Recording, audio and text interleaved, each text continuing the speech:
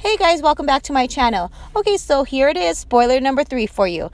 Everlasting Liquid Lipstick by Kat Von D. Not sure what shade range we will be receiving, but I'm always happy to have a lippy in my box. Now for the next spoiler, Joe was on Instagram and you could see right behind him there's a palette. Could this possibly be the Pure Cosmetics palette for spoiler number 2? Here is the Pure Cosmetics palette that was confirmed for spoiler number 2. As you can see, originally it only shows 3 shadows, but it does indicate stay tuned for more palette reveal. So could this palette that is right behind Joe be the other shadows that go to this face palette? Let's go ahead and look at that picture again. I don't know, looks very close, a lot of similarities there. What do you think? Let me know in the comments below. The first item is a superhero mascara from Ipsy Cosmetics.